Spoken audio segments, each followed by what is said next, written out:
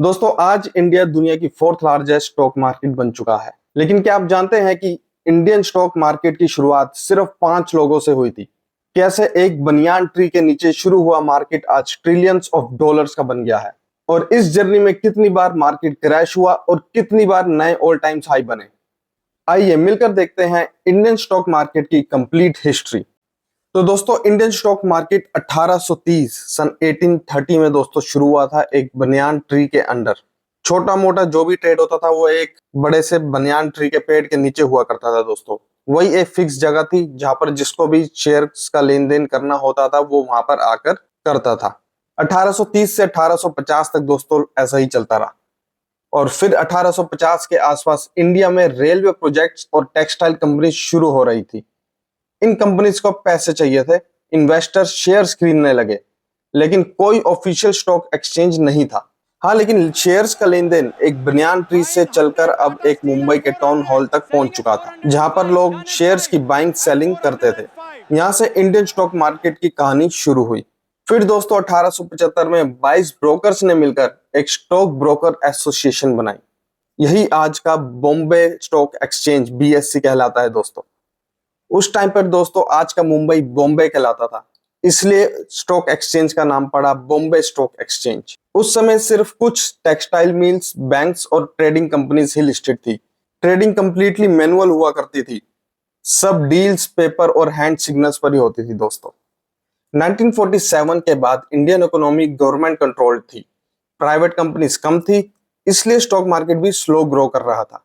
1979 में सेंसेक्स को लॉन्च किया गया, और सेंसेक्स की उस समय की बेस वैल्यू थी 100। जी हाँ दोस्तों, 100 से शुरू हुआ था सेंसेक्स, और आज आप देख सकते हैं कहां पहुंच चुका है।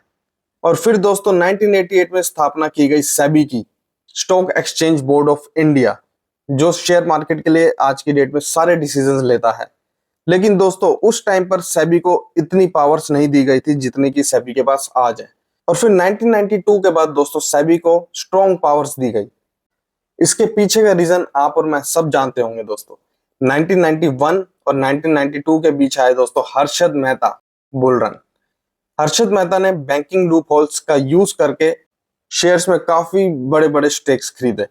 सेंसेक्स सिर्फ कुछ ही महीनों में डबल हो गया।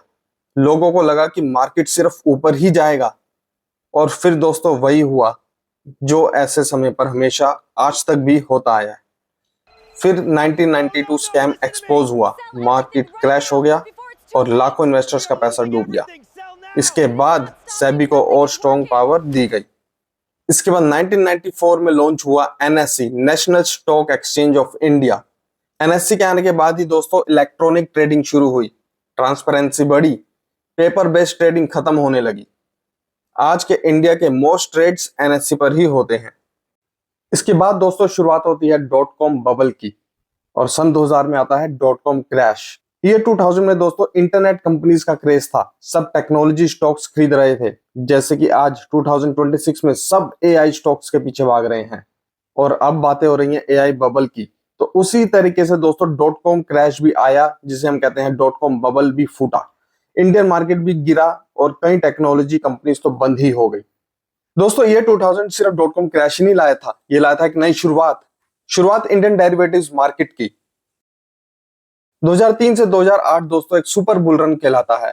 इंडिया की GDP फास्ट ग्रो कर रही थी, FIIs पैसा इन्वेस्ट कर रहे थे, सेंसेक्स 3000 से बढ़कर 21000 तक पहुंच गया। हर जगह स्टॉक मार्केट की बातें होने लगी, चाहे कोई किसी भी प्रोफेशन से था, लेकिन हर एक कोई स्टॉक मार्केट में इन्वेस्ट करना चाहता था। लेकिन दोस्तों जब मार्केट सबको सबसे आसान लगने लगता है, तभी मार्केट का सबसे मुश्किल दौर शुरू हो जाता है। और फिर दोस्तों अमेरिका में लेमन ब्रदर्स कोलैप्स हुआ, ग्लोबल बैंकिंग सिस्टम हिल गया, फॉरेन इन्वेस्टर्स ने इंडिया से भी पैसा निकालना शुरू किया, सेंसेक्स लगभग 60% तक गिर गया, और ये बन गया दोस्तों इंडियन हिस्ट्री का सबसे बड़ा क्रैश। इसके बाद दोस्तों धीरे धीरे वर्ल्ड इकोनॉमिक्स इससे उभरने लगी, और आया सन 2009, जब इलेक्शन के रिजल्ट्स आने के बाद इंडियन स्टॉक मार्केट ने सीधा अपर सर्किट लगा दिया। अब सीधा चलते हैं दोस्तों सन 2014 में, जब दोबारा से गवर्नमेंट बदली और नई पॉलिसीज एंड रिफॉर्म्स आने लगे। GST, डिजिटल इंडिया, UPI और इंफ्रास्ट्रक्चर स्पेंडिंग ने इकोनॉमी को सपोर्ट किया। मार्केट ग्रेजुअली नए हाइज बनाता चला गया।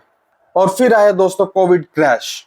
मार्च 2020 में कोविड लॉकडाउन हुआ और सेंसेक्स कुछ ही हफ्तों में लगभग 40% तक गिर गया। सबको लगा मार्केट खत्म हो जाएगा, लेकिन हिस्ट्री रिपीट हुई। गवर्नमेंट स्टिमुलस और ग्लोबल लिक्विडिटी के बाद मार्केट ने फास्टेस्ट रिकवरीज में से एक रिकवरी दिखाई। नए इन्वेस्टर्स की वेव आ गई। डीमेट्स अकाउंट रिकॉर्ड लेवल तक पहुंच गए दोस्तों। और सन 2024 तक दोस्तों इंडियन शेयर मार्केट में नए हाईस पर नए हाईस बनते रहे। सन 2024 में दोस्तों एफआईआईज ने स्टार्ट की बल्क सेलिंग और उससे इंडियन मार्केट डगमगाने लगा। और फिर आया दोस्तों सन 2025, जब इंडिया पर 25% से लेकर 50% तक टैरिफ्स लगाए गए, जिसके चलते निफ्टी दोस्तों 12 से 13% तक गिर गया। स्मॉल कैप स्टॉक्स तो 40 से 50% तक गिर गए और एफआईआईज की सेलिंग दोस्तों बढ़ती चली गई। ये दोस्तों इतनी बल्क सेलिंग थी कि इंडियन मार्केट को क्रैश भी कर सकती थी। लेकिन दोस्तों डीआईआईज, डोमेस्टिक इंस्टीट्यूशनल इन्वेस्टर्स ने ऐसा नहीं होने दिया। एफआईआईज जितनी सेलिंग करते थे, डीआईआईज उतनी बाइंग करके इंडियन मार्केट को संभाले रखते थे। इसका नतीजा ये हुआ कि दोस्तों इंडियन मार्केट्स रिकवर करने में सफल हुए। वापस अपने हाइस तक पहुंचे जरूर, लेकिन हाइस को क्रॉस नहीं कर पाए। और फिर दोस्तों शुरू हुआ इजराइल, अमेरिका और ईरान का युद्ध, जिसकी वजह से क्रूड ऑयल के प्राइसेस बहुत तेजी से बढ़ने लगे, जिसका इंपैक्ट सीधे इंडियन मार्केट पे आया और इंडियन मार्केट 5 से 7% तक दोबारा से गिर गया। और आज जुलाई 2026 में भी दोस्तों हम उन 2024 के हाइस को अभी तक क्रॉस नहीं कर पाए हैं। कब तक कर पाएंगे, कमेंट बॉक्स में लिखकर जरूर बताइएगा। वीडियो पसंद आई हो तो लाइक और शेयर करना मत भूलिएगा। और इंपॉर्टेंट फाइनेंशियल अलर्ट्स और स्विंग ट्रेडिंग को सीखने के लिए चैनल को सब्सक्राइब कर लीजिएगा। मिलते हैं नेक्स्ट वीडियो में।